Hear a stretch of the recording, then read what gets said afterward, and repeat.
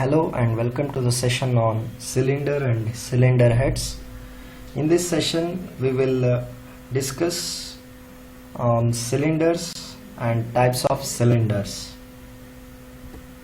Basically cylinders are where we will be using it for storing high pressure fluids. For example, in case of boiler shells, as you can see over here, and in case of storage tanks, and in high pressure tubes or high pressure pipes, gun barrels, hydraulic cylinder. So these are some examples I can quote for cylinder applications. So based on the thickness of the cylinder, we can have basically two types. One is thin cylinder and one more is thick cylinder. So thin cylinder are nothing but where you can have the thickness of the internal diameter of the cylinder. Thickness of the cylinder will be less than the internal diameter of the cylinder by 10. That is 1/10 of the diameter. That means thickness, it is less than the 1/10 of the internal diameter of the cylinder. So that is how we can gauge it as a thin cylinder. So, and most important thing in case of thin cylinders, as you can see, cylinders are used in storing high pressure fluids. So we are assuming the stresses to be uniform in case of thin cylinders because it is employed in less pressure application. That means to store less pressure fluid we are using thin cylinders.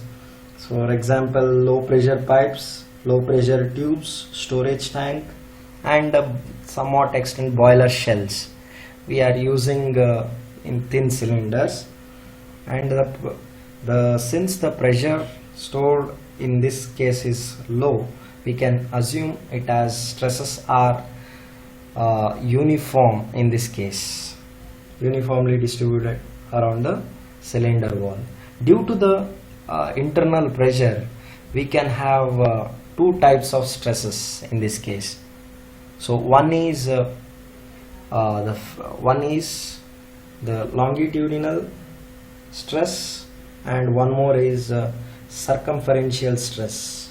So circumferential stress in the sense where the stresses will be acting on the inner part or the circumferential part of the cylinder, where it causes the cylinder to fail in top and bottom half. As you can see in the sketch, I have shown you the failure portion. It is due to the circumferential stress inside the cylinder. This is caused due to the pressure of the fluid. And similarly, the failure can happen in thin cylinders where you can see it is failed in transverse direction, where it will divide the cylinder into two halves due to the longitudinal stress developed inside the cylinder due to the pressure inside the cylinder. So we have these two types. For this case, we can have the stresses due to the circumferential stress. We can have the equation P into D by 2T, and for the longitudinal stress we have the equation P into D by 4T, where P and D are pressure and diameter of the cylinder, and T is the thickness of the cylinder. And now the most important thing is how much will be the allowed stress in case of thin cylinders. So generally we take tensile stress developed inside the thin cylinder can vary up to 385 MPa, and similarly compressive stress which is acting on the cylinder may be taken as 665 MPa, and similarly shear stress due to the transverse section failure where it can experience. So shear stress is 308 MPa, where these are the allowed stresses in case of thin cylinders. And one more table I have shown here is the thickness, selection of thickness based on diameter of the cylinder, or we call it as boiler diameter. So based on boiler diameter we can able to select the thickness of the cylinder. So as you can see, 0.9 meter to less, 6 mm thickness we can use. Similar to that, we have different types of boiler diameter for different thickness. So this is about thin cylinders. And in case of thick cylinders, we have as we know that in case of thin cylinders, the diameter to the power 10 will be greater in case of thin cylinders, where in case of thick cylinders, where the thickness of the cylinder will be greater than 1/10th of the internal diameter of the cylinder. So that is one difference we can expect. As the name itself indicates, the thickness will be greater compared to thin cylinders. And the stresses developed here are different because the thickness is more in this case.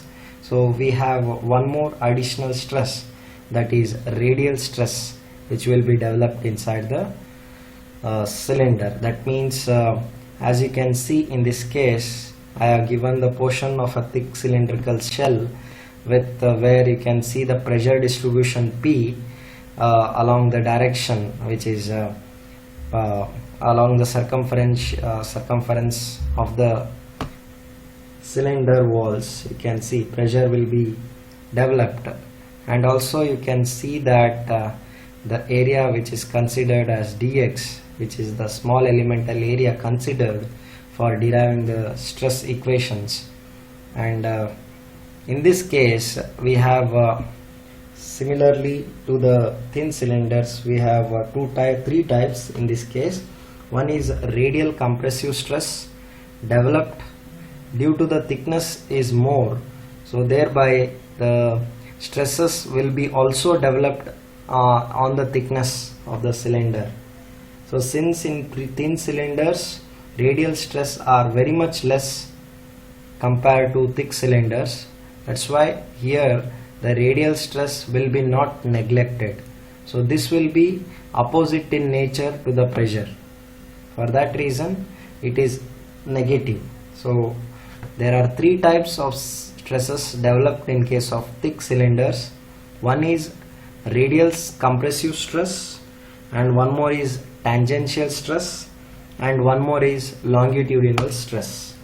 So longitudinal stress, as we have discussed in case of thin cylinders, and similar to that, tangential stress is nothing but where inside part of the cylinder, as you can see in the graph which I have shown here, the stress distribution in case of tangential stress, which is positive because of the tension created by the pressure on the wall thickness. You can see the tangential stress is more inside and less outside. So the pressure is non-uniform in case of thick cylinders. And similarly, if I come across radial stress distribution, as you can see, since it is applied opposite in nature to the pressure, it is called as a compressive. So that's why it is shown in downward direction. Here also it will be maximum at inside, zero at outside. You can see that one most important thing is since the thickness will be varied from inside to outside, where pressure is not acting externally to the cylinder, but in case of here it is not a zero because it can experience tangential stress at the outer part also. So for that reason the minimum will be zero in case of this, minimum will be not zero in case of tangential stress. So next after seeing all this, we can derive at an equation So thick cylinders, there are different equations which are derived based on thick cylinders. So one is, I have considered two things here. One is sigma T and sigma R, where sigma T represents tangential stress developed inside the thick cylinder. It is given by Lamis, and also sigma R, which is the radial stress given by Lamis, which is also available in data handbook. And these are the two equations for the reference in case of thick cylinders, where di and d naught represents the inner diameter and d naught represents the outer diameter of the cylinder, and pi is the pressure inside and p naught is nothing but pressure which is outside the cylinder.